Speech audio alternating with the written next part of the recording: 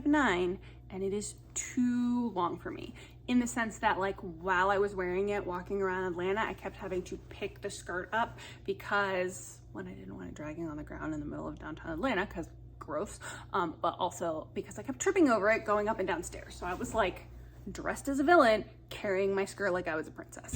Anyway. Hi, welcome back to Orange Blossom Knits. My name's Katie. I am a Florida-based knitter. I live in the Tampa area with my dog Scamp, who was just over here begging for treats that he can't have. And then sometimes love of his life, my parents' dog Lexi, who is laying right on the other side of the camera so that she can watch the outside. It is currently raining, so if you can hear the rain, I'm sorry. But I needed to do this today because like I know I put up like a vlog video in between my last podcast and this one, and yet somehow it's still been 4 weeks since I put up a video. So I'm just gonna get right into it. Also, I'm 6 videos into at this point. You would think I would have figured out where to look, but I haven't, so I'm sorry. Anyway, while I was thinking about this video, I was thinking to myself, it's been a long time since I like did a knitting updates video, and I don't have any finished objects. What the hell have I been doing? And then I remembered, I do have a finished object, it's just not a knitting thing. I finished this sucker.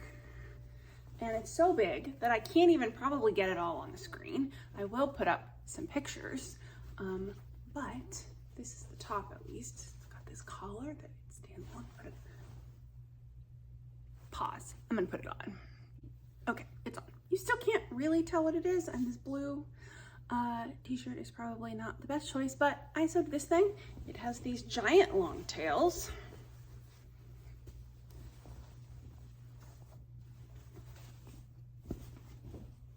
And a collar that it stands up, but I feel like it makes me look like I have no neck.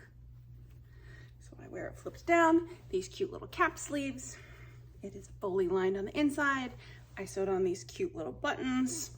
So what this is, and I'm gonna take it off because it's actually hot in here. This is my first sewing project, and I made it 90% all on my own. And I had to learn a lot of skills for this, you guys. Like this is 2 layers.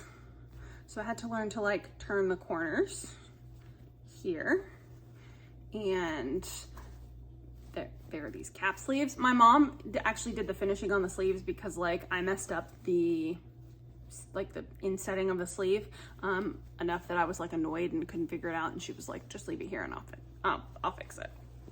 Because you like sewed it inside out. So you sewed it with the right sides of the fabric, which are the showing sides. For anybody who's not a sewist, this is the right side of the fabric. You sewed it with the right sides together, and then you're supposed to flip it so that it's inside out, and then you're supposed to flip it outside right. But when I went to do the flippy, it didn't flippy. And so then I tried it a couple more times. And I couldn't get it to flip, and so my mom was like, just leave it here. And so she just finished it. I think she just sewed that just together with bias tape, which like it's under my arms and it's black on black, so who cares? And then I hand sewed on these buttons, which I think are gorgeous. They're not really functional in the sense of like, I mean, they are functional, but like I don't need them. They're just there to like keep the jacket closed. They're not like bearing any like tension. So it's like this vest part, so it's just half of it, and then it's got a long skirt, long with a split hem in the back. Here, let me turn it so you guys can maybe see it. You see the split hem? I can't tell where. So I had to learn to do that too. So yeah, so I went as Jafar. I guess that would be helpful for you to know. I'll put a picture up here. I don't have great pictures, but I have a couple. My friend group, this was the 30th anniversary of the release of Aladdin, and so we all went as characters from Aladdin. So I went as Jafar. And we have Jasmine and Aladdin and a magic carpet and a Raja. But I had this great staff, and I wore an Iago on my shoulder, And like I got lots of "Hey, it's Jafar's" as I was walking down the street, which it's always nice when people recognize your costume. I made this and wore it for Dragon Con, which is a convention that's in Atlanta every year on Labor Day. It is my favorite convention. It's just the best. If there is a nerdy thing that you were into, there actually was a couple mornings there were like knit and crochet get-togethers. We don't stay at one of the convention hotels because Dragon Con is gigantic. It's across 5 hotels in downtown Atlanta for 5 days. And Saturday, which is the biggest day, there were 120,000 people there. It is like wildly crowded. So we don't stay at one of the convention hotels. We usually stay at an Airbnb a little ways away. And the knitting thing was at like 8 o'clock in the morning. And I don't know if any of you are cosplayers, but like getting up and getting ready to cosplay, like even with something like that where I didn't have to do like, I mean, my makeup was crazy for me, like natural face versus like in the picture of eyeshadow got a little out of control. But like there's no like full body paint or crazy hair or like having to glue down your eyebrows and draw new ones in. Like that shit takes a ton of time. This was just like beauty makeup that was like more makeup than I usually wear. But it still takes time to do. Plus, you know, you're helping other people get ready and you're like doing last minute fixes to your costume, whatever. So like 8 o'clock in the morning was too busy for me to be up. And then like, it's long days. So like most mornings of the con, we left the Airbnb like around 9:30 and then didn't get home until 11:30 or midnight. And then, you know, you're up at 7 again to do it again the next day. So like, just like trying to get to something that started at 8 a.m. is a no-go for me. But there were people getting together to knit. If you've ever been to Dragon Con and you've been to the knitting in the morning, let me know. Is it fun? Are there a lot of people there? But Dragon Con is just the best. If there's a nerdy thing that you are into, anime, video games, board games, Star Trek, alternate history, military history, paranormal fantasy, regular fantasy, romance fantasy, urban fiction, urban fantasy, not urban fiction, urban fantasy, Star Trek, did I say Star Trek already? Science stuff, space stuff. I went to a panel on the history of poison, which was on a track called Conspiracy something? I don't know. There's like a British media group. And so like we went to a Ted Lasso panel, but they also do stuff about Sherlock and Doctor Who. Like if there is a nerdy thing that you are into, there's like cartoon and comic book stuff. If there's a nerdy thing that you are into and you live, I mean, I would say anywhere on the East Coast, but really, I think people come from far away. If there's a nerdy thing you are into, you can probably find other people who are into it at Dragon Con. It's amazing. It is one of the most inclusive and welcoming places I have ever been in my whole life because everybody just loves everybody. It's like everybody's celebrating their own nerdery, but like they're celebrating the nerdery in each other too. Like there are lots of people dressed in stuff. I do not play video games. There are lots of people dressed in video game stuff that I have no idea what it is, what the reference is, but it's like, you look great, you do you, boo. Like it's amazing. Like it's honestly, it's always so recharging both for like my nerd self and my soul to like be around people who are so accepting of everyone around them. So like it's always Labor Day weekend. I cannot recommend it highly enough. There's like whole costuming tracks if you're into like sewing or costuming or like you want to learn how to make there's workshops you can meet with like actual like if you're like into writing, you can like meet with a writer and they'll help you like write a story in an hour. There are editors there. You can go and meet with an editor and talk about the different kinds of editing. There are like workshops on like come make a corset. And you pay money and they supply all the supplies and you go and make a corset. There were some celebrity panels this year. Obviously, like it was a little different because of the writer and actor strike. But like we saw some folks from Firefly. We saw the people from Strange New Worlds, which is Star Trek for those of you who don't know, because I love Star Trek. But like it's just, I love it. So if you are anywhere in the Southeast and you want to come be around other nerdy people, Dragon Con is where it's at. So, but that's my only finished object. That was a lot. That project was a lot. And even my mom, who has been sewing, like she's paid her way through nursing school as a seamstress, sewist. She sewed clothes for people to pay for nursing school. Said that was like a pretty hard project to have be your first real thing. I think that I don't like sewing as much as I like knitting. All of the like prep work, I don't mind the actual like sitting and sewing, even though like I still have to pay like a lot more attention to that because like you have to keep your seams straight. But there's like a lot of prep because you have to cut out your pattern pieces and you have to do all of your pinning and you have to do all of your marking, which also all of my markings are on the incorrect side of the fabric. I was gonna say the wrong side, but that would actually be correct. Mine are on the right side. They mostly came out. You can kind of see like along the seam that there's like a little bit of discoloration. That is because you have to like mark your patterns. If you're not a sewer, when you mark your patterns, apparently you were supposed to mark them on the wrong side of the fabric, which is the inside. And I marked mine on the right side, which is the outside. And then I took it to my mom's house because she was helping me. Mostly she was just sitting me and instructing me while I did it, but like she was teaching me to sew on this project. And she's like, you know, they're supposed to be on the wrong side, right? And I was like, why would I know that? I've never sewn anything that required being marked before. Because the only other thing that I've sewn is this like ruffly skirt thing. I'll try and put a picture of it in there, but like it just had like notches so that you could like center all of your pieces together, and we didn't really mark those, we just cut them out. Plus they were all hidden.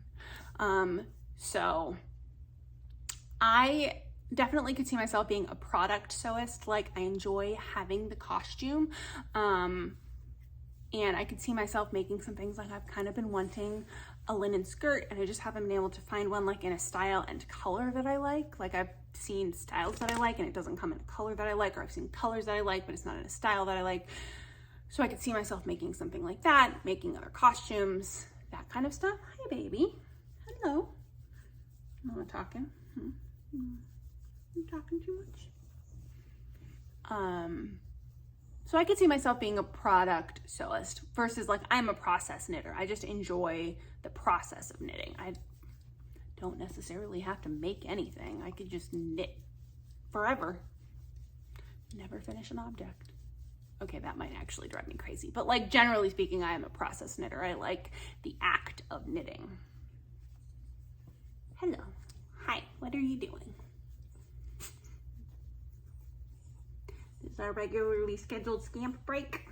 It's a regularly scheduled scamp snuggle break. Oh, is Lexi gonna come over too? I'm snuggling one puppy. Am I gonna get another one? Or are you just turning around to look at me? Shall we talk about the works in progress?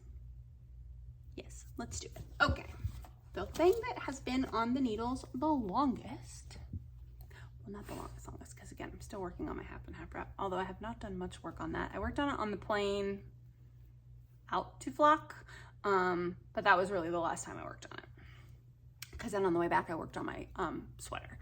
But the thing besides the half and half that has been on the needles the longest is this. This is the Celtic Myth fingering shawl. Put the designer's information over here. You guys, my cables are cabling. Obviously this is not blocked. I'm not even sure if you can see it in the camera, but you can definitely see it in real life. It is definitely a cable. It is cabling. It is doing what it's supposed to, which is amazing. This is my first cable project. It is a gift for my mom. It will be a half circle. So like, I believe that this is the flat, that the top is the flat edge. I'm pretty sure that this is the flat edge. Like, it's not blocked and it's bunched up on this needle and it's already pretty big. So like, it'll definitely be a good size shawl. But I'm pretty sure that this is the flat edge and then this like sort of curves around the outside. I'm making pretty good progress on this. I think the last time you guys saw it, I had done just like maybe 1.5 cable repeats. I was like down here somewhere. I didn't have a progress marker on it, so I don't know how much I have done, but like now I'm all the way up here. I will say, I think I'm getting quicker at the cables, especially once I learned how to read the cable chart. And the other thing that has helped me, and I'm gonna hold it back here so that hopefully like the actual like stitches are blocked out because I did pay for this pattern, but I want to show you a thing that helped me is I went through and marked the stitch combinations. So like if it's like a knit 4, purl 5, do a 4-stitch cable, do a 3-stitch cable, purl 5, whatever, like whatever the stitch combinations are. I went through and marked all the stitch combinations. The colors don't actually mean anything. I just like started on one side and like, I think you can kind of see there's like blue and purple and blue and purple. So it's just like every other row. And then I picked 2 different colors and did every other row, marking the different like sets of stitches. So that basically the goal was that like, there's no blue touching other blue or no yellow touching other yellow, whatever. It just helps me visually keep track of where I am in the pattern. So the tape is helping me keep track of what row I'm on. So like the next row that I'll knit will be this one that's above the blue tape. It's the end of the chart. The only reason I didn't knit it is because it's a wrong side row, and so then you end up with your thing all like looped around again, and so I wouldn't have been able to show it to you guys all like unfurled because I'll be knitting from the wrong side on the next round. But I was having a problem, especially in the ones that are just like the same stitch set, the same like stitches repeating. So on the wrong side rows where it's just like knits and purls, really, like I would lose where I was. Even with the cables, I would lose where I was in the pattern, then have to stop and count the stitches and then count the blocks on the pattern and figure out where I was and start over. So like the colors just help me be like, oh, I'm in this pink block that was knit 5. And so then I'm like, as I do it, I'm like, okay, pink, knit 5, and then I'll do knit 5, and then I'll look and be like, oh yeah, I was in the pink ones, what's the next color? And it just helps me like keep track so I don't have to like keep stopping and counting and figuring out my place again. So that has been really helpful and has really sped up how quickly I'm getting through the pattern repeats. The thing is, I just don't work on this very much. It does require my full attention in a way that like some of my stockinette projects, or even my new project that I decided to do for Rhinbeck, which is not just straight stockinette, but doesn't like, they don't require my attention in the same way that this requires my attention. These yarns are all merino cashmere nylon. 3 of them are from Woolberry and 1 of them is from Explore Knits and Fibers. This is Woolberry. I'm pretty sure it's called Sandcastle. This like light variegated one is the Explore Knits and Fibers one. I can't remember what it's called. I finished the body of this like months ago. I'm pretty sure it's like first hearth, fall hearth, fur hearth, fur, first fur. I don't remember. Something about hearths, maybe. Winter hearth. I don't remember. And then this like kind of darker variegated one is a Woolberry one from the Coastal collection. I don't remember the name. I think one of these is Cliff and one of them is Coastal Cove. I don't remember which one's which. But I have this like sort of darker variegated one and then this sort of like green tonal. It's not really, it's showing up kind of variegated on the camera, but I think that's just because what you're actually seeing is the light coming through from behind it. It's not really variegated in person. And green is my mom's favorite color. So my original plan was to try and give this to her for her birthday, which is the first week in October. But obviously I have a lot of stitches still to connect here. You connect it on the wrong side rows. So every other row, you connect it to a stitch on the body of a sweater. Obviously, I have a lot of them still to go, like more than 100. And I have 2 projects for Rhinbeck. So this the deadline for this one for my mom keeps getting pushed back. Maybe she'll get it for Christmas at this point. Hello again. Hi, what are you doing? You just want to be the center of attention? You already came and said hello, and you didn't even bring a toy. Oh, yes, you did.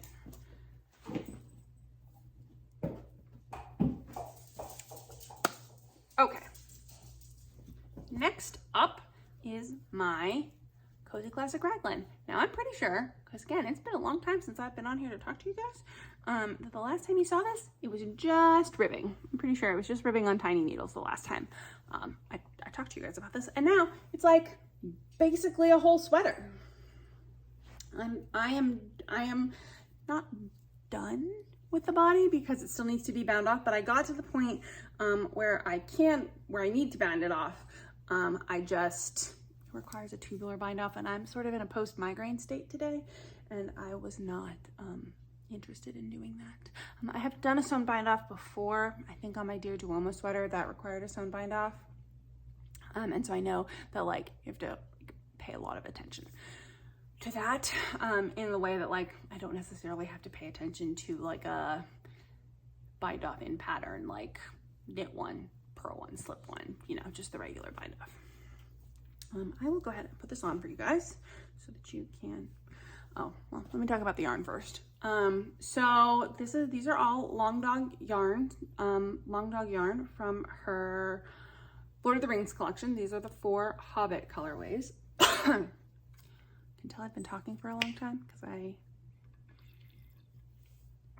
have to keep drinking. To be fair, I recorded 25 minutes of this video and then decided I wanted to start over.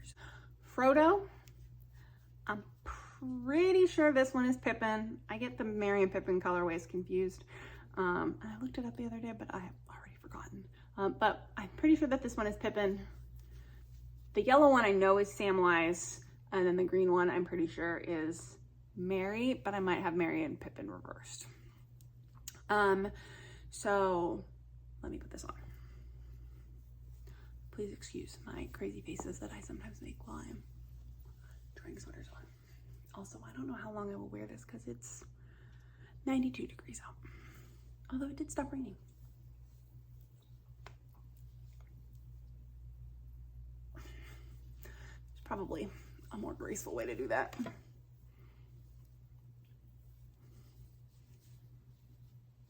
I also have a cord like kind of pulled tight.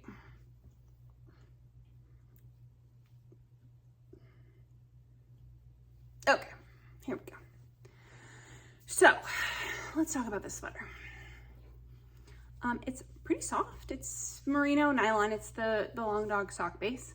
I'm knitting this to match with my friends that I'm going to Rhinbeck with. We're all doing the Cozy Classic. I'm doing the light. They're doing the DK version.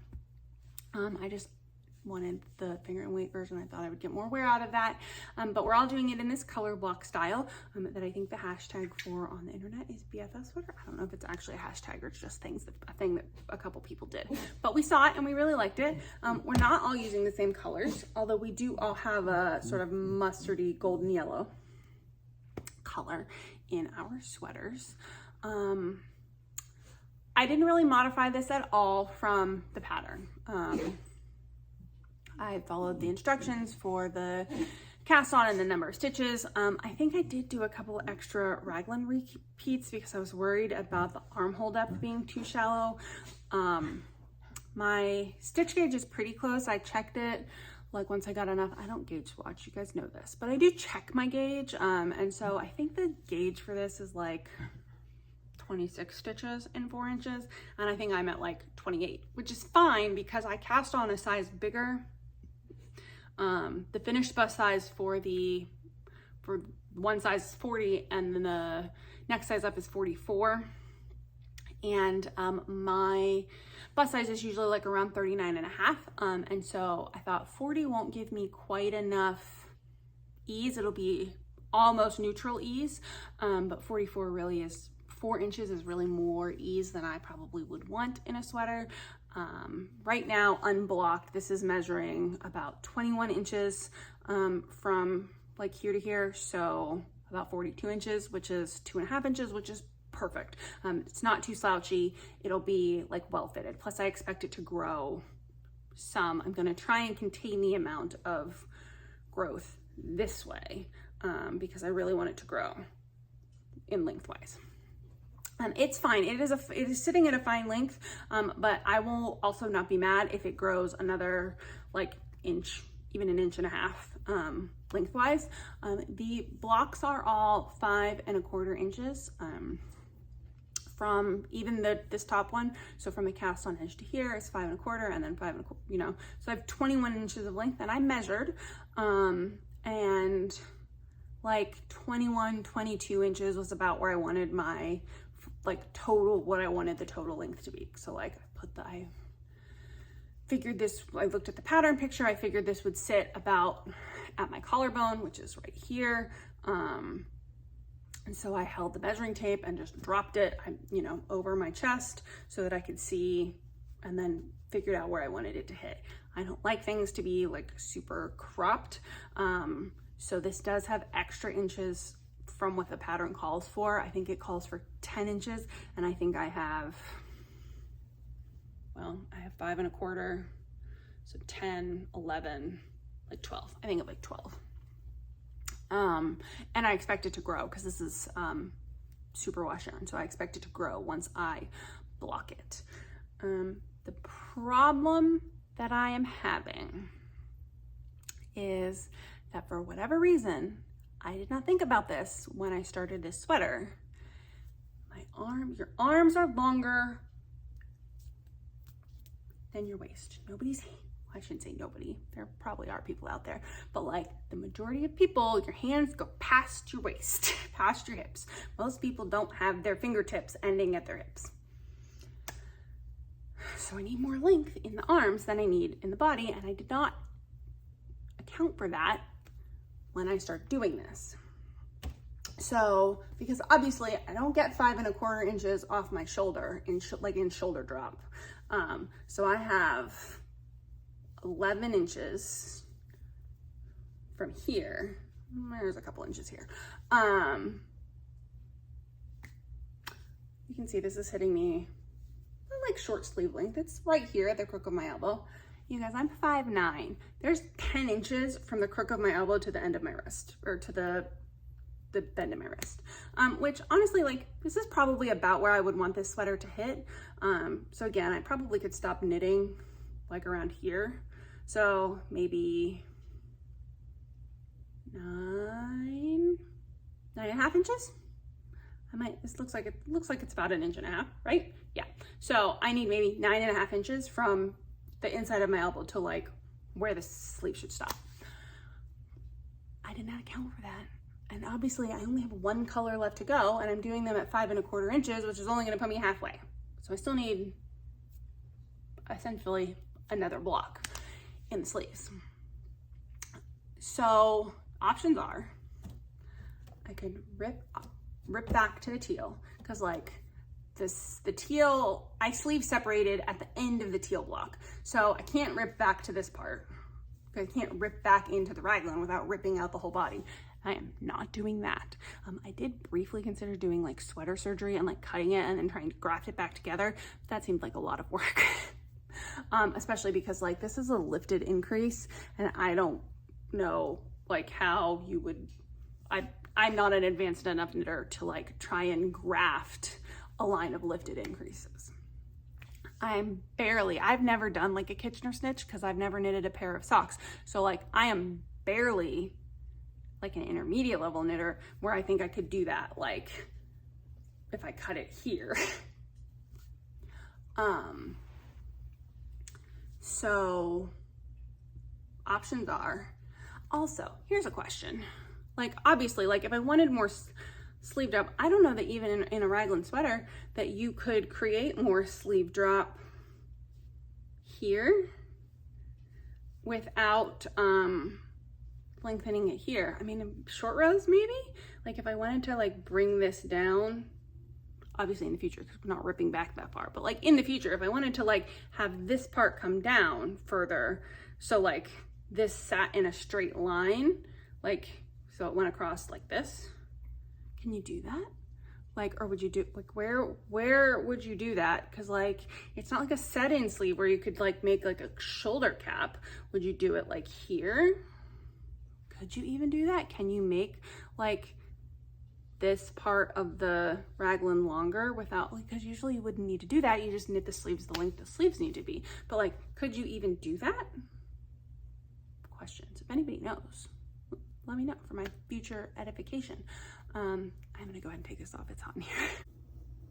Long tail of yarn, because I cut the yarn for the bind off. Now it's inside out. Pause. Flip. Flip. Okay. Let me pull my cord back so that I don't lose any more stitches. Okay. So options are, I could rip all of this back 5 inches of sleeve knitting, and add inches to the 3 remaining blocks. Although I think I would need to add, I'm trying to do math in my head. You know that that is hard for me. If I need 10 inches over 3, I need an additional 10 inches over 3 blocks. Alexa, what's 10 divided by 3? 10 divided by 3 is approximately 3.3333. So I would need to add 3 inches to each of these blocks to be able to do this with just these 3 color blocks, which then is gonna like make it look awkward because the teal is gonna like progress down into the, like, it'll look weird. I think the teal will be like hanging down into the, like the blocks won't be even right now because I'm knitting them the way I'm knitting it, like all of the blocks line up.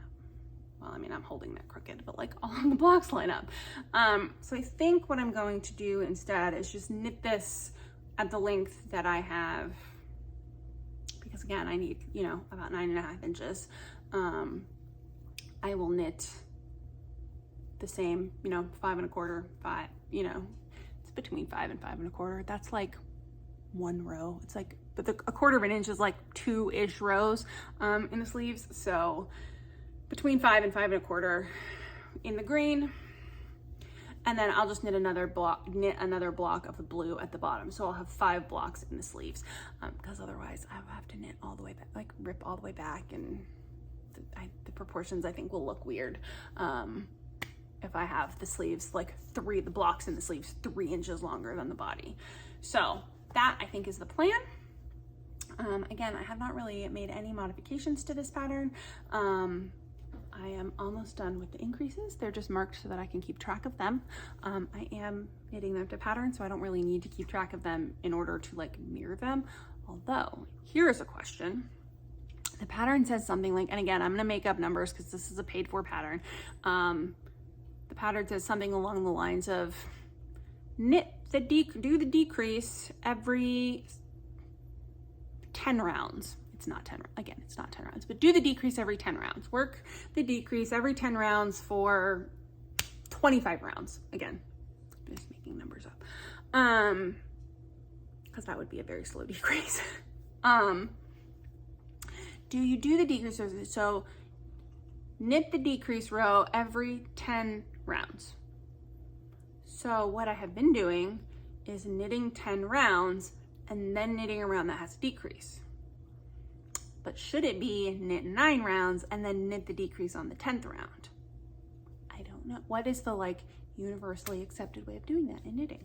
On something like this, it doesn't really matter, but I would imagine that like on an all over colorwork sweater where you needed the decrease to be in a particular place to have the colorwork pattern continue to work, that it probably does matter. Anyway, if you know, let me know. The only other thing I might do, I don't know if I showed, I don't remember if I showed you, there's a little bit of space in the sleeve, not like a ton. So I may wait to finish the decreases until I get past where my elbow would be so that it doesn't feel tight in my elbows and it's a little more fitted like in my forearms, because that doesn't really bother me. And the other thing is when I get hot, if I'm wearing a sweater and I get hot, I tend to just push the sleeves up. So I feel like having a little bit more like fitted here when I push the sleeves up will help them actually like stay up, which is versus like if they're fitted, more fitted around my elbow and then like looser along my forearms. Obviously I don't want them to be like real fitted, because depending on where I, like obviously like for Rhinbeck, I may be able to get away with just wearing a tank top underneath this, like a camisole.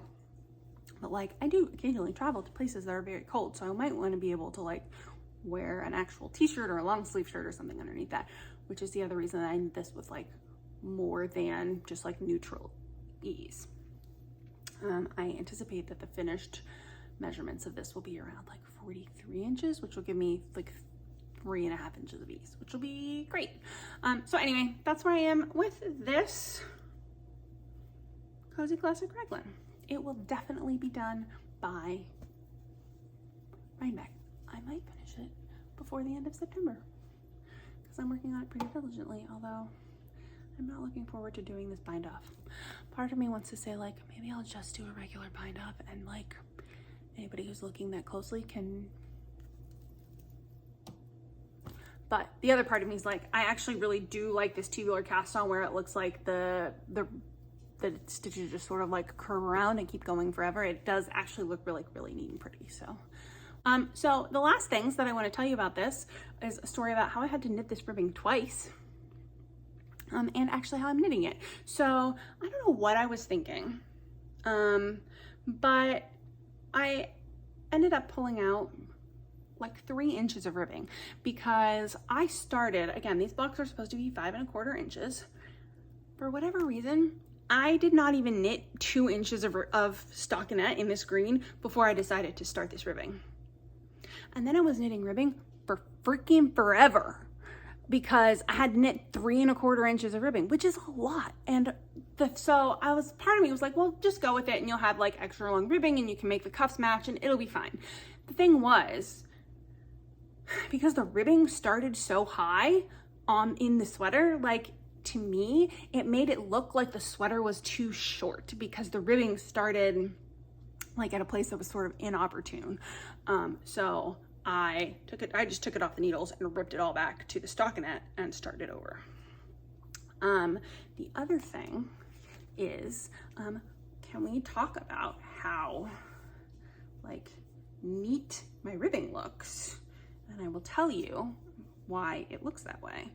Just trying to get this like unstretched out on this barber cord. Let's talk about how neat this ribbing looks. Like, can you see how neat it looks? Again, this is like hard to show you guys. Hang on, maybe this way? No. Can you see how neat my ribbing looks? Hopefully you can. For whatever reason, I'm having a hard time showing to you guys. That's because that's the wrong side of the ribbing. So I watched a video. I watched Amanda at Birch and Lily, and a couple videos back, she was talking about how she knits all her ribbing inside out. And basically what she says she does is when she gets to the point where she's going to start her ribbing, she knits a short row and then just knits her ribbing inside out. So like I've been knitting like from this side, which is the usual side that you would see, which obviously looks like less neat, but then since the reverse side of the ribbing always look neater for some reason, then I have this nice neat ribbing on the outside, which is awesome. And the other thing, the one good thing about deciding to rip out the undeterminable amount of ribbing that I was doing was that when I did the short row the first time, when I came back around to it, because the first time around I just did the short row and started the ribbing, but then when I came back around to it, I forgot to knit it through I forgot to like do it through the back loop, and so there was a hole where the short row was. But this time, this is the center back here, I actually did a whole like purl row. So I did the short row and then did a whole row and then went through the back loop, so no holes. But yeah, I feel like this ribbing looks so nice and neat, and I will be doing this with ribbing forever. The only thing I don't know if you could do would be at the top, like do a short row, like, because I'd be like when you cast on, like how you would, if you could do the same thing. because I feel like it would be very difficult to do a short row like in a cast on when you're joining in the round. You know what I mean? Not that like the ribbing at the top looks bad. But I don't know if you could do that like at the top, but like I definitely will be doing the same thing on the cuff ribbing. So that's the last thing that I wanted to tell you about this. I have been knitting the ribbing forever because I have, at this point, this is 2 inches of ribbing and I had already knit 3. So I have knit 5 inches of ribbing in this sweater, which, oh my God, so much ribbing. And the other thing is that while I was knitting the, frankly, ridiculous amount of ribbing for this sweater, I started my next Rhinbeck project, which is, oh my God, did I drop a bunch of stitches? Oh no! Pause. I'm gonna pick all these stitches back up. Oh no, oh no, oh no! Shoot. Shoot, shoot, shoot, shoot, shoot. Oh man. Well, they're not back on in the right order, but at least they're like all not dropped anymore. Okay.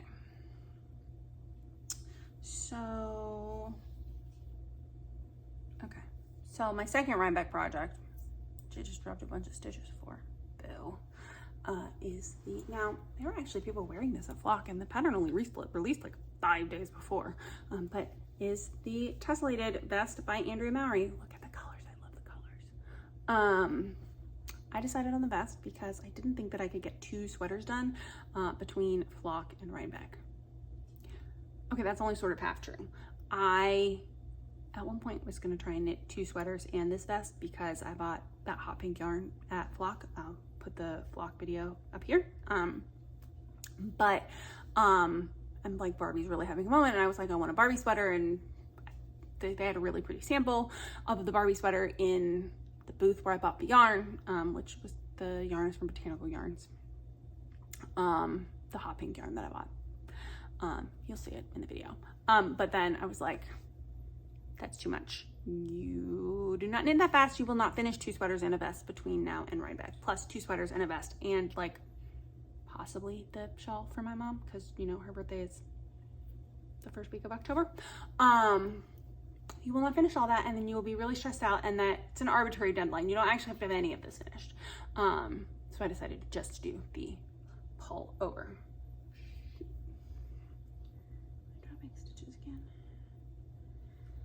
I apparently need needle stoppers. I usually knit, okay, so this is on metal needles, and I usually knit on wooden needles, and that's part of the reason I think every time I'm like tugging on this, my stitches are flying everywhere, because usually I can hold stuff up and then it doesn't fall off the stitches because I knit on wooden needles. Anyway, so this is as far as I've gone, but the reason that I felt like I was in ribbing hell with the Cozy Classic is because you cast this on from the bottom up and knit ribbing. First of all, I don't like bottom up because you have to cast on a gazillion stitches, and I don't want to do that. I would much rather work top down, cast on fewer stitches, do increases. And if I was a braver knitter, I would entirely be figuring out how to reverse engineer this pattern so that I could start from the top. And maybe in the future I will, but because I do have kind of sort of a deadline, I didn't want to fuss around with it too much. Sorry, I had to think of a word that was more child safe than what I was thinking in my head. I don't have kids, so like child safe language, not always a thing that happens to, you know, in my life. But yeah, so this is like 1 3/4 inches of ribbing, but you guys, I did it on 2.75 millimeter like sock needles. This ribbing is so tiny. And so I was working on this ribbing and the first round of that green ribbing, and I was just in ribbing hell. I was so tired of ribbing. But the main yarn for this tessellated vest, or like the main color, is this. This is Cascade Heritage, I think it's called Heritage 6. I got it online from a store called Michigan Fine Yarns. It's the navy one. I'm pretty sure it's just called navy. It is a merino nylon in a sport weight. And now you're probably saying, well, navy. You have 9 million skeins of navy yarn. And you're right, I do. But it is all 4 things already.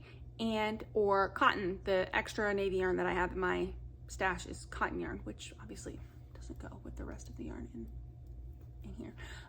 So I got this one, plus this one is sport weight. The pattern calls for all sport weight. We're gonna talk about that in a minute because I'm feeling yarn insecure already. Yeah, I like this. It was a little splitty when I was working on the super tiny needles, but somebody actually told me one time that if your yarn is really splitting, that it's user error and you need to go up a needle size. And generally speaking, I am not having the splitting problem now that I'm working on the bigger needles. Although I will say I have changed needle sizes thrice in this section because I knit this on a 2.75 and then I went up to what the pattern called for, which was, I don't remember. I think I went up to a 3.5. Yeah, I went to a 3. I went from a 2.75 to a 3.5, from a 2.75 for the ribbing to a 3.5. And then I checked my gauge, and you guys, I'm bad at gauge. I always think that like when my gauge is, when the number of stitches that I have is bigger than the number of stitches the gauge called for, my brain is like, oh, it's gonna be too big.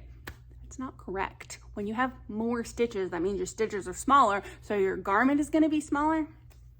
But before I came to that remembrance, I was on a 3.5. And so I was like, oh, my gauge is too big. I need to go down a needle size. So then I went down to a 3.25. And then I was knitting with a friend and she's like, that's wrong. She's like, you need to go up a needle size. So then I went up to, now it's on a 3.75. And again, I am pretty close to the gauge. I'm still a little under. I think the gauge for this, again, is like 24, 26, something like that. And I'm at like 27. Okay, one of the neighbors walked by. So the dog's going crazy. Anyway, so then I went up to 3.75. I'm pretty sure the gauge for this is like 24, 26 stitches, something like that. And I'm at like 27 stitches, which is fine because again, similarly to the Cozy Classic, I'm like in between two finished bust sizes. And so I'm okay if it's a little small. But it's contributing to my feeling yarn insecure because I think if it's too small, you need more yarn to finish the garment. Is that true? Or am I just making myself anxious for no reason? If it's too small, will I use less yarn? If it's smaller than the intended size, so like if it's supposed to be 44 and I end up at 42 because my gauge is a little small, will I use less yarn? I don't know. But let's talk about the yarn insecurity. So, I got this because what the pattern calls for is like a new Moondrake sport, but I wanted something inexpensive because one of the contrast colors in this is legitimately the most expensive yarn I have ever bought in my life. And it's this one. And I'm not saying it's not worth it. It's beautiful. It's very soft and so fluffy, but not like fluffy in the way that Surrey is, but it's so soft. This is the Fuwa by Moondrake. And I'm pretty sure this color is called Electric Lavender. It is the real poppy one, obviously, in this set of yarns. This part of me feels yarn insecure about this, but I think it's just like real compressed because the actual core of the yarn is, the actual core of the yarn is pretty like small. So I think it's just real compressed. I don't think it's focusing. All of the sizes in this pattern goes up to a 64-inch bust. All of the sizes only call for one skein of this. So like, even though I look at this and I'm like, there's no way that that's gonna knit a whole garment. My garment's not gonna be bigger than 64 inches. I'm under the gauge. So I should be fine with this one. The one that and I'm pretty sure I can get more of this on their website. Not that I want to buy another skein of this wildly expensive yarn. It says like brushed cashmere and Surrey, I think. I have the yarn ball, the labels in there, but I don't want to pull it out because I don't know that I'll be able to get it back in there. The one that I'm feeling insecure at is this one. And I love this yarn. It's so pretty. This yarn is so pretty. This is the Enchanted colorway from the Sewrella Taylor Swift Eras collection. I only got one skein of this. This is the sport, their classic sport. So I think it's like 100% merino sport weight yarn. So here's the thing. The pattern says sport weight yarn. sport weight yarn. But it calls for spin cycle. And the recommended yarn is spin cycle. And when you look at the specifications, words are hard. When you look at the specifications for the spin cycle, it says 50 grams is 200 yards, which means 100 grams is 400 yards, which is a fingering weight, not a sport weight. Now, I've never worked with spin cycle, so maybe it works up at a sport weight gauge for some reason. I don't know. But like, I'm feeling a little yarn insecure because plus I cannot get more of this. I have an extra skein of this. They called for 2 skeins of sport weight yarn. I have 2 skeins of this, but also can get more. 90% certain I can get more of this. Oh, look at that. Look at how my face changes when I put this yarn up. Look how much like brighter my skin gets. I don't know if it's like the light, the camera's correcting for light, or if my skin just likes this color. Pretty sure I can get more of this because I've seen it on their website. Can I get more of this one? It was a pre-order, only got 1 skein. Because I looked at the yardage, I think there's something like 382 yards of yarn in here, thereabouts. I've not really worked with sport weight yarn before, so I don't know what the standard is. I have a sport weight yarn down here for something else to show you in acquisitions. This says 328 yards. So maybe it's only 320, maybe this is only 328 yards. The pattern, the larger size, which is the one that I cast on for, calls for something like 280 yards. I'd like 40 more yards of this than what the pattern says I need in the spin cycle yarn, which is a smaller weight than what this is, even though they both say they're sports. Anyway, the point is that I'm feeling somewhat yarn insecure about this, but I think I'll have to check the pattern.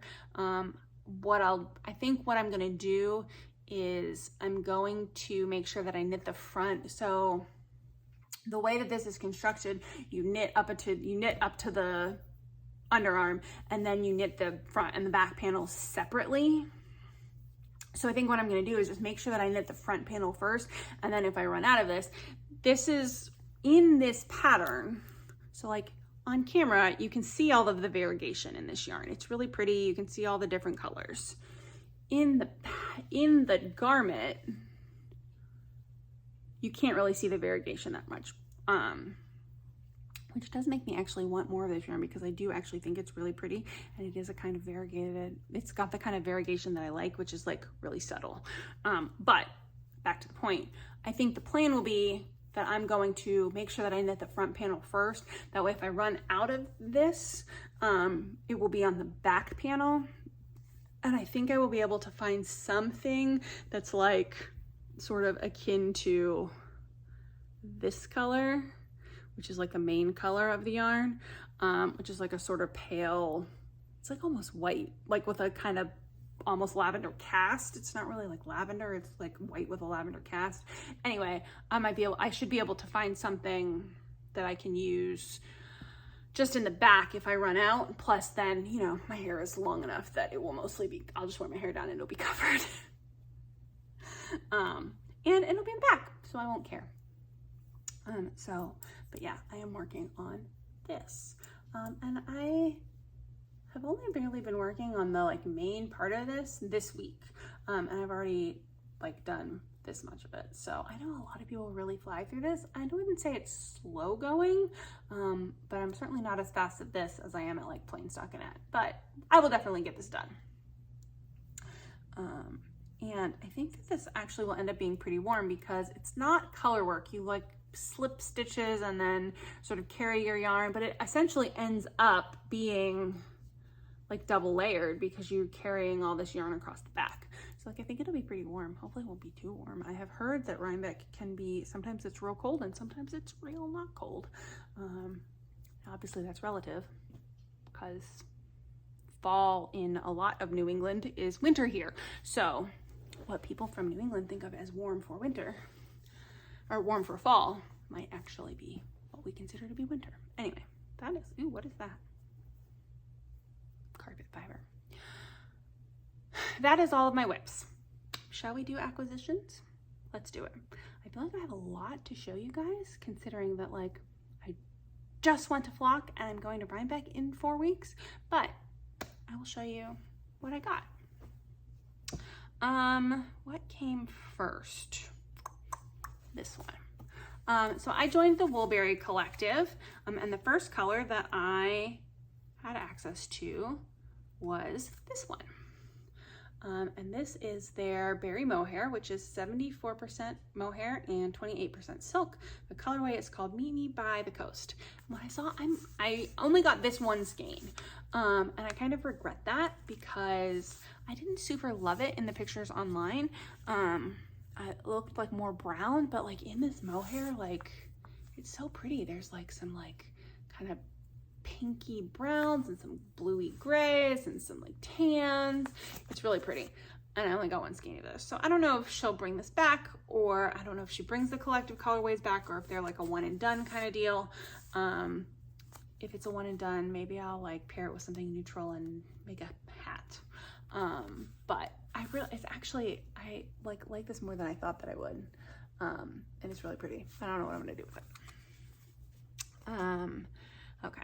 Let's just do all the Woolberry all at one time. So the next collective colorway that I got was this one. This was her like contribution to the Barbie moment. It's called Let's Go Party. I got this on the Berry Merino, which is 100% superwash merino. It's a fingering weight. It's 400 yards to 100 grams. It's like a tonal, like kind of pinky fuchsia. It's really pretty. It's really soft. All of Woolberry yarn is really soft. I have 3 skeins of this. My plan is to hold it with the Irish Heather that I got from the Explore Knits and Fibers Ireland collection to make a cumulus floss. Actually, let me pause this and I will get it. Anyway, so I'm gonna hold this Woolberry yarn with this Explore Knits and Fibers yarn. Are you sensing a theme in the yarn that I buy? To make a cumulus floss. This yarn is like got a similar kind of vibe with the like fuchsia-y pinks and pale pinks. I actually have enough of this Surrey yarn to make the cumulus blouse. You're supposed to like hold it double and like do it all in Surrey, but this is very soft. It's very soft. And I actually like, have you ever held something that's like so soft, not so soft, but like you feel like if the fiber gets wet, it's gonna like stay wet, not just like damp, but that like the water won't sink into it, and so it'll just be like wet. That's what I worry about with this, because I've never really used Surrey, because the one time I tried to use it, it didn't work for the pattern that I had picked. It was a whole thing. You can see it in my first video. I'll link it below. I was talking about the Cargill sweater, which is also, I had planned to use this EKF Surrey for that. But I just worry that like I won't like, even though it's real soft, that like having a whole garment of just Surrey will be annoying to me. So I'm gonna hold these two together, and then I'll have skeins of more of the Irish Heather to do something else with. Anyway, this will eventually be a cumulus floss. Okay, speaking of my Cargill sweater, I finally picked a mohair. I actually bought this at Flock. This is the Knitting for Olive soft silk mohair, which is 70% mohair and 30% silk. There is 225 meters in 25 grams. Don't ask me how many yards that is. I don't do math in my head. And it is in the colorway Blue Jeans. The La Mercerie yarn shop, which put on Flock, had all of their Knitting for Olive colorways in their booth, and then you could order them and they send them to you with free shipping. I chose this one because the main yarn is blue, but it's like a kind of dark gray blue, and so this one I feel like will like really pull the blue out, and it won't be so fluffy that you won't be able to see the dip stitch pattern of the Cargill sweater, because like there's a difference in the amount of fluff on the Surrey I don't know that you can even see that. There's a difference in like the amount of fluff on that and the amount of fluff on this one. I don't know if you can even see that. But so I got this to make my cargo with, and I don't know when I'm gonna cast that on. It was that sweater. This is not as soft as the Surrey, but it's still pretty soft. Is it softer than this? I'm trying to decide which of these is softer. This one, but this one is the softest. This isn't not soft. Like if this is like a 10 on the softness scale, this one's maybe a 6, 7, 6. But I don't know when I'm gonna cast my Cargill sweater on. It was on my Make 9 for this year, which I wouldn't say has gone out the window, but I definitely am making things that aren't on the, like 2 of the 3 projects that I'm currently working on weren't on the Make 9. So maybe after Rhinbeck, I will cast on my Cargill. It'll be like my October, November sweater, because I would like to get it done this year. And the coldest months of the year here are January and February. So like, I definitely, like when I come back from Rhinbeck in October, there's a good chance that it will still be like what the rest of the world considers summer. Like it's not unusual for it to still be in the 80s here on Halloween, which is Florida fall, but it is not wear a wool sweater fall. So like there have been times when we've been in the swimming pool on Christmas. So like if I make this my October, November sweater, like there's a good chance that I'll be able to wear it in January. Okay. What do I want to do next? I have 2 dyers and 4 colorways. Let's do the dyer that I have. Let's do this. Oh no. That's okay. I confused myself because I thought I had, there was an extra skein over here that I have already showed you guys, but I wanted to talk about something else. Okay. So this is the Camellia Fiber Company Magic Rainbow Sprinkles yarn.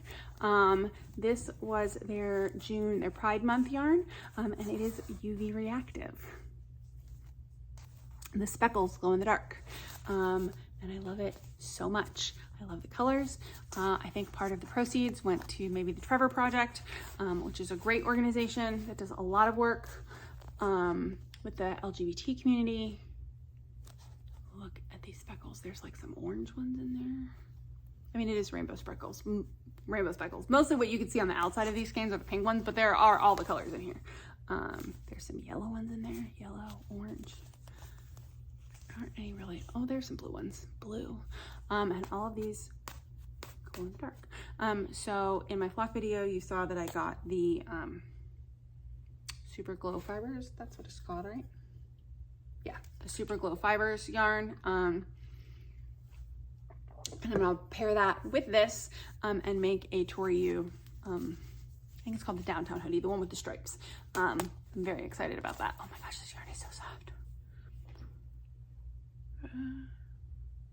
I'm like self-soothing over here with yarn. Just give me a minute. Okay. Almost done. Let's talk about so the rest of the yarn that I have here is from Fangirl Fibers. Let's talk about the new one since we're doing acquisitions, and then I'll talk about the 2 old ones as like a future knitting plans. So this one came first. I think it was the July color for the Disney attractions, like mystery yarn club. This one is called Toy Story Midway Mania. It's based on the game Toy Story Midway Mania, which is super fun. You like get in the ride. So the whole, apparently, I learned this the other day. I've been going to Disney for years. I've been on Midway Mania a gazillion times. The whole ride takes place under Andy's bed. I mean, you know you're in Andy's room when you go on the ride because like that's how it's themed. But I somehow never caught that the whole ride takes place under Andy's bed. Anyway, you go in, you get in the cars, and then you go through and you play all these like virtual Midway games. It's amazing.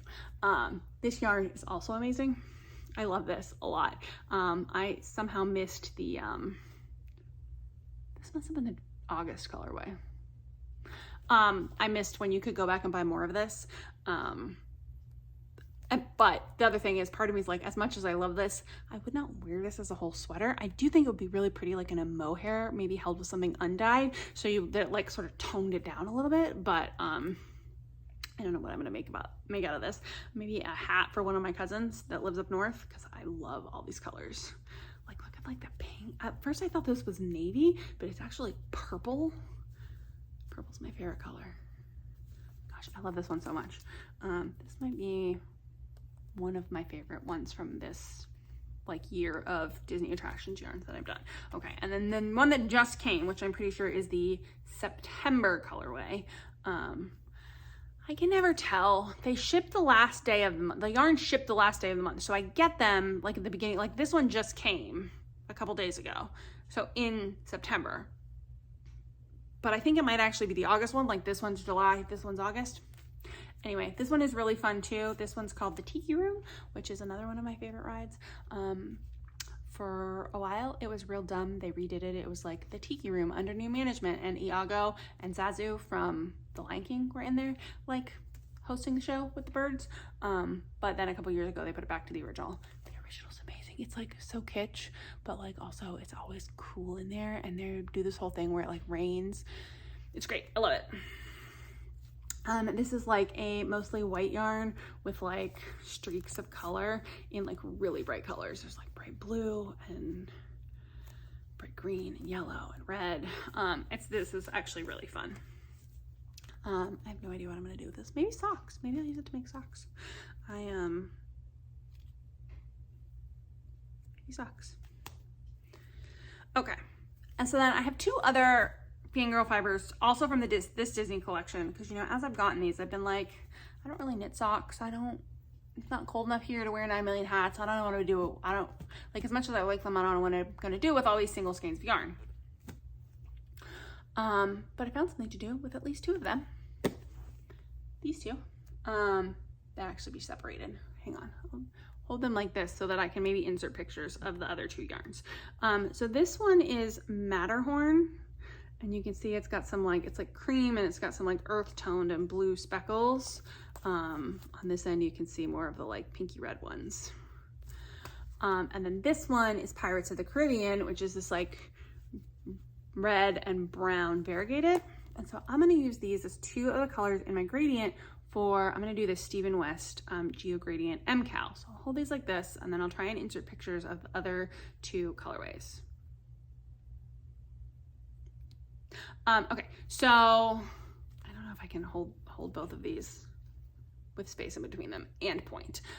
The last colorway is going to be the Woolberry Collective colorway from September, which is called Bread. So it's like a brownish red. So that'll be the darkest color in the gradient. And then this one, and then in between them, I was looking for like a clay terracotta color, and I put on Instagram, and look, people on Instagram delivered with the like peachy coral terracotta colored yarn recommendations. And a dyer actually reached out to me called Birdcat Yarns, and said that she had a colorway in her collection that she thought would be great. It's called Sedona. And so since I'd already paid for the collective colorway, because it's like a monthly recurring charge, I only have to buy 1 skein of yarn. I mean, technically 2 skeins because it's 50 gram skeins, but like the cost of 100 grams of yarn to make this whole shawl. So I will have a cream, and then like the terracotta pinky color, and then the Woolberry yarn.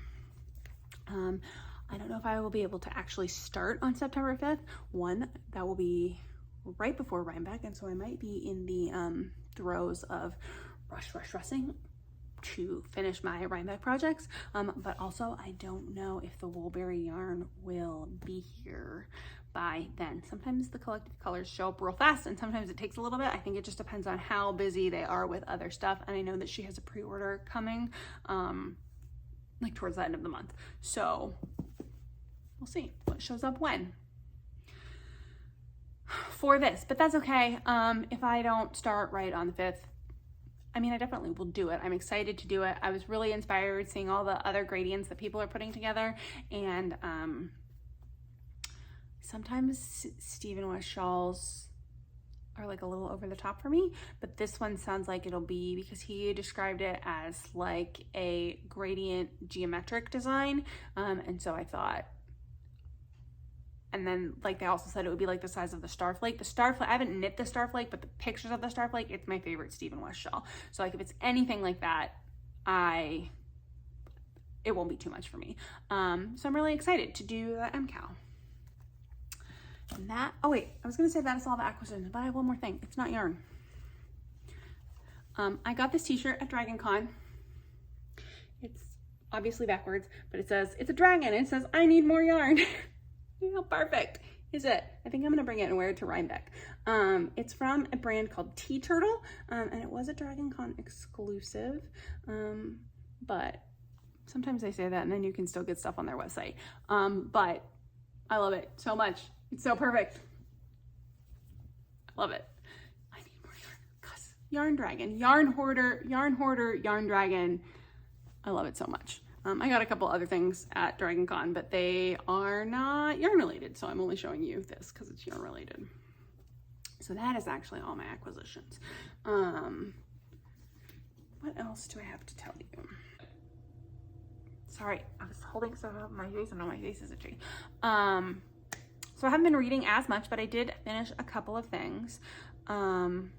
I will put the covers up here because I remember the titles, but I don't always remember the authors.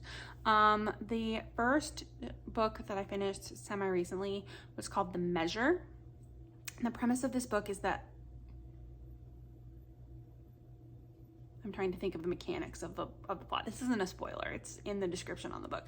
So one day, everybody who's 22 or older wakes up with these boxes that have these strings inside, and something in the box, it says something on the box about like, this box contains the measure of your life, and then there are these strings inside, and there are like strings of various lengths. There are short strings and long strings. And so everybody who's over the age of 22, like, they just wake up and these boxes are there, and then like as people age and turn 22, then they also get boxes with strings inside. And the premise of the book is just basically like how the world reacts to this, and how individual people react to this, knowing like either their lives will be short, they have short strings, or whether they'll be long, they have long strings, and like how you measure your life, and the way that like governments treat people who are othered. And it was a really good book. Y'all, I am not a crier, and this book made me ugly cry multiple times. It is just, it's so good. And there's, I don't know if it's like a twist at the end, but like I definitely didn't see it coming. And like I was driving because I was listening to the audiobook, and I was driving and I literally had to stop. I was crying so hard I had to pull over and like get my shit together. Yeah, it was really good. I really enjoyed it. On a lighter note, I read, we'll do the lighter book and then the next not as light book. On a lighter note, I read a novella, picture here, called Winnie Halifax's Utterly Ruined. It's the third novella like in a series. So the first two are about like these twin sisters, and then this third one is about their brother. And apparently, so the premise of the book is that the main character, Winnie, like moves to North Wales to raise sheep and she actually makes embroidery thread, but like to raise sheep and make yarn essentially, in North Wales. And again, this isn't really a spoiler. They won't rent her the property because she's like this unmarried female. And so she makes up a husband who turns out to be a real person. And because of reasons, okay, I got a notification that my phone storage is full, and so I had to go delete some things. So hopefully I created enough storage to finish filming this. I have 2 more books to talk about. So I was in the middle of telling you about the Winnie Halifax is Utterly Ruined. Anyway, she makes up her husband, who turns out to be a real story, which is apparently a microtrope that I love in romance novels, because the romance novel that I recommend to everyone when they're like, I want to read a historical romance novel, and where do I start, is When a Scot Ties a Knot by Tessa Dare, which is also about a girl who she makes up a fiance. I think she makes up a fiance. But like apparently and he turns out to be a real person, and then he comes looking for her, which is the same thing that happens in this book. It's apparently a microtrope I like. Anyway, and then the last book that I just most recently finished was I'm Glad My Mom Died by Jeanette McCurdy, who is mostly known for being on iCarly.